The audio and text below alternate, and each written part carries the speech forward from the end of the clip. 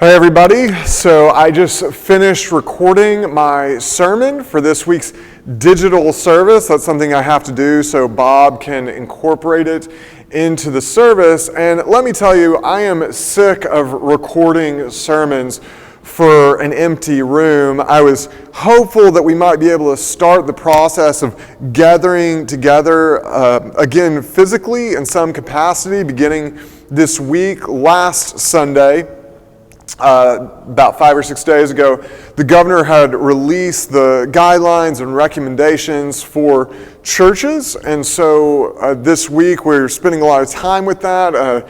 There was a team of people that was brought together made up of some key volunteers and staff to make recommendations to the admin committee and elders on how best to follow through with those recommendations that we have from our state.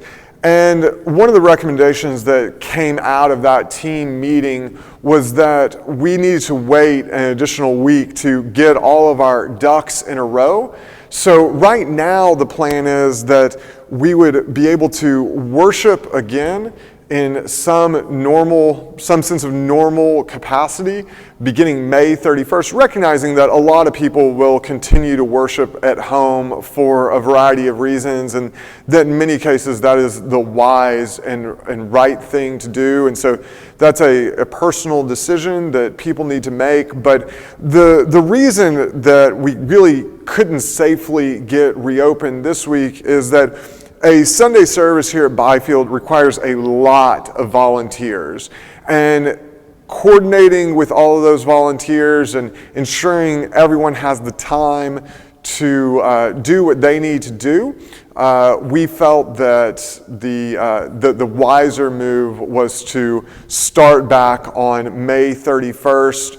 I'll be putting out a lot of the specific guidelines that we are going to be doing here at the church that are in keeping with what the state has asked us to do. And so some of those things are going to be challenging, and I would just encourage all of us to be sensitive to each other's needs and limitations, and hopefully we will continue to move forward and progress. So that is what is happening with reopening right now. And I hope that you are all doing well, and I hope everybody's safe and healthy. And hopefully this is just the first step towards a return to some sense of normalcy. Thanks.